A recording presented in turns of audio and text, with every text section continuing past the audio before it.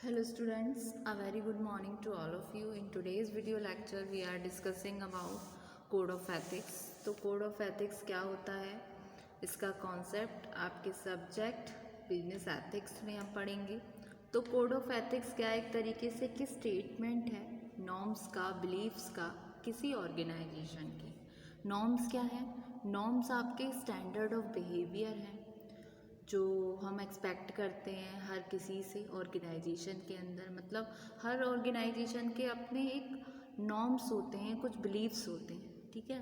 तो जैसे यूनिवर्सिटी, जैसे आप किसी कॉलेज में अगर पढ़ते हो तो यूनिवर्सिटी के नॉर्म्स के अकॉर्डिंग, ठीक है, चीज़ें होती हैं कि अकॉर्डिंग टू यूनिवर्सिटी नॉर्म्स इसके हिसाब से कोई एक डेट दे देंगे कि इस डेट के बाद आप फॉर्म सबमिट नहीं कर सकते। तो ये यूनिवर्सिटी के अपने नॉर्म्स हैं, कोई एक डेट दिखा दी या कुछ दे दिया इस तरीके से, ठीक है।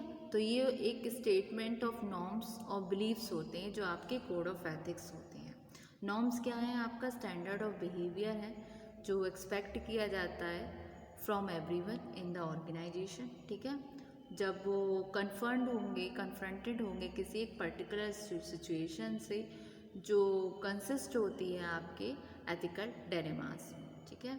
कोड ऑफ एथिक्स क्या है? कोड ऑफ एथिक्स एक तरीके से आपका कलेक्शन ऑफ प्रिंसिपल्स है, प्रैक्टिसेस है, जिस पे कोई भी पर्सन, कोई भी जो बिजनेस बिलीव करता है अपने एम को टू लिव बाय।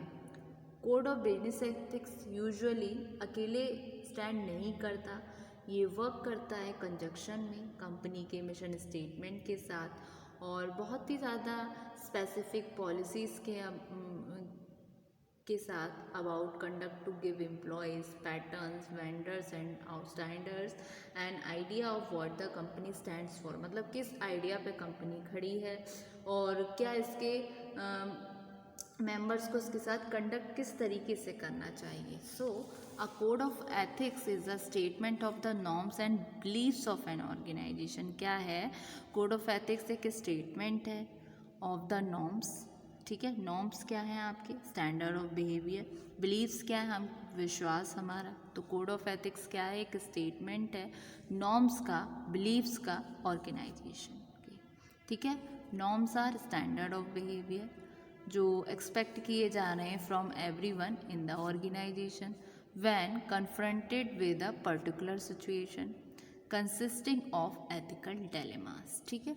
तो कोड ऑफ एथिक्स एक कलेक्शन है प्रिंसिपल का, प्रैक्टिसेस का, जिससे बिजनेस बिलीव्स करता है in and aims to live by, ठीक है।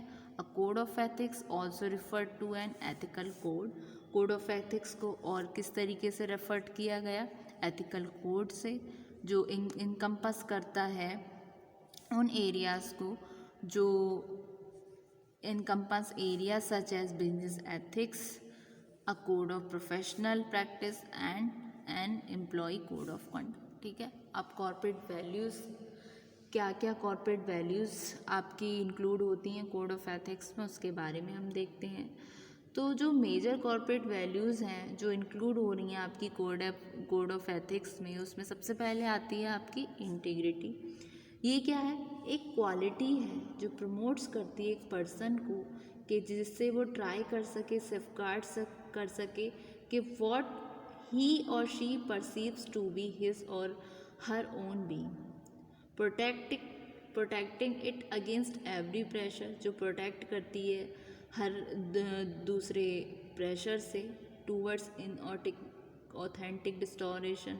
और ऑर्गेनाइजेशनल मेंबर जो है वो एक अनोनिमस सब्जेक्ट है जो डिस्ट्रॉय कर सकता है लॉन्ग टर्म में। तो इंटीग्रिटी जो है वो क्लोजली रिलेटेड है आपकी ऑथेंसिटी से और इसमें इन्वॉल्व होते हैं आपकी सेल्फ कॉन्ट्रडिक्शन को ये अवॉइड करती है, ट्राई करती है कि जिससे एक दूसरे का एसेंस रहे, रेसिस्ट करती है उन डिस्टॉर्शन को जो इम्पोज्ड होते हैं आपके सोशल, इकोनॉमिकल, पॉलिटिकल, कल्चरल और कभी कभी जो धार्मिक स्ट्रक्चर होते हैं। इंटीग्रिटी का यहाँ पे मतलब क्या है?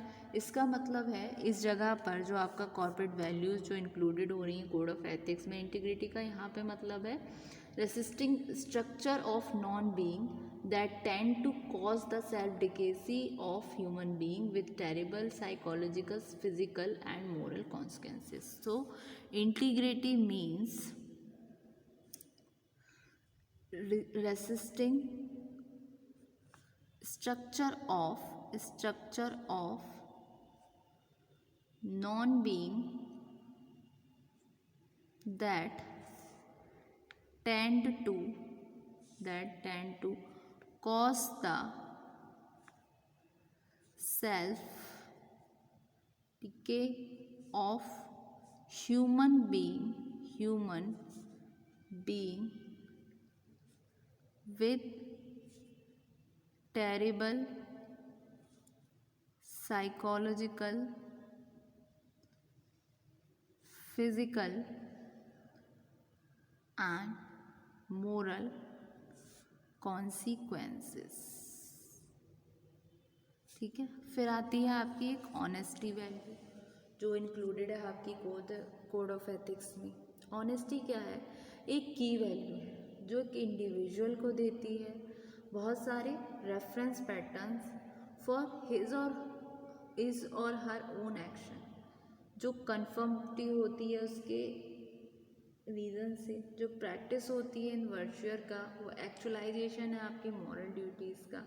ऑनेस्टी जो है वो एक आपकी one of the main principle है आपकी कॉर्पोरेट एथिक्स का. ठीक है, तो एक ये हुई ऑनेस्टी. फिर आती है आपकी जस्टिस यानी कि न्याय, जो इम्प्लाइज करता है रिड्रेस ऑफ हार्म, जिसका एम होता है इक्वल राइट्स हो, obligation to each other, respect for the individual as well as collective rights.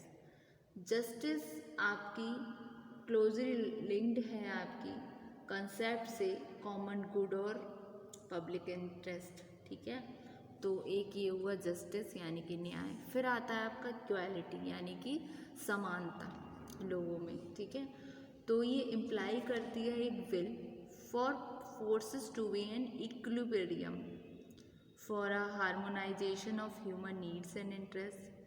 Equality linked होती है एक फ्लेक्सिबल ऑर्गेनाइजेशनल क्लाइमेट से, और एवरी पर्सन रिस्पेक्ट करता है for what he or she is and wishes to B.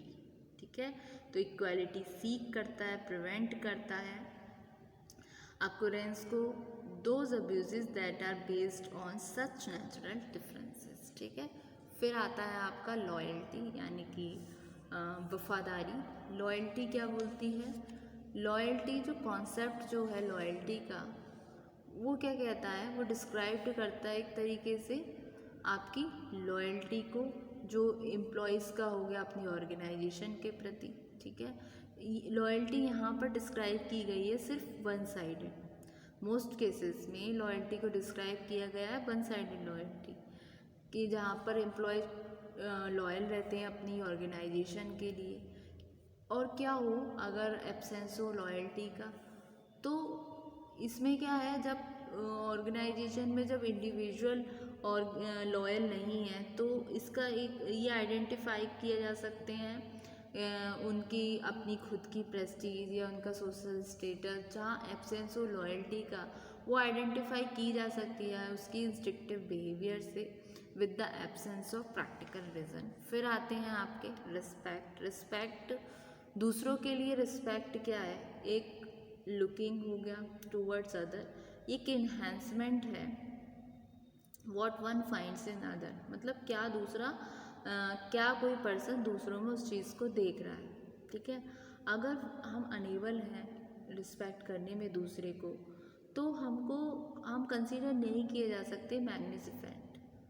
तो expressing some desirable humans characteristics with an unusual intensity, तो ये नेसेसरी है कैरेक्टरिस्टिक्स के लिए to be present with an unusual intensity के respect for others, जो implies करेगी कहीं ना कहीं पब्लिक में एक हमारी पहचान बनाएगी, पब्लिक रिकग्निशन होगा of the other as human being. ये एक पार्टिसिपेटिंग है in the world humanisation process.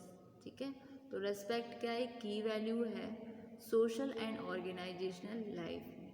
ठीक है, तो ये हुआ आपका रेस्पेक्ट। फिर आता है टॉलरेंस। टॉलरेंस का मतलब क्या है?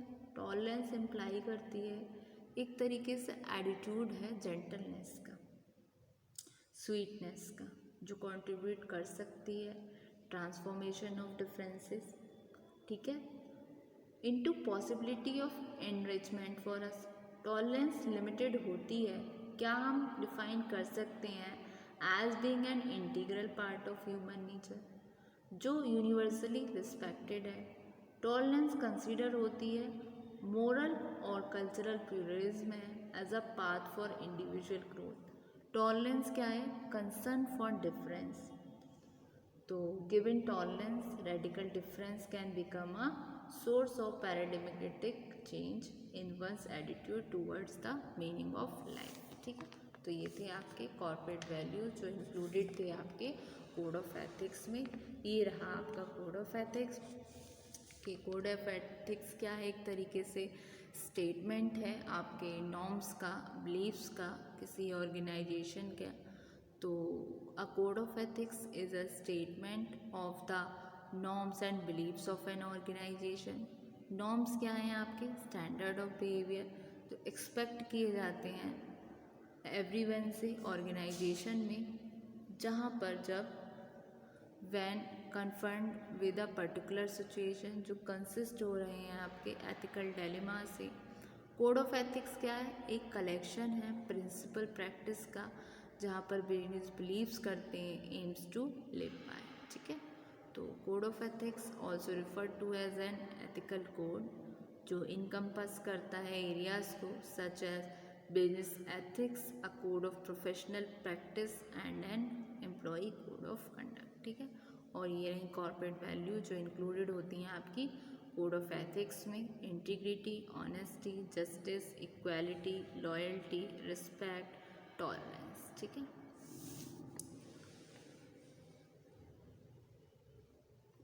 Thank you so much student.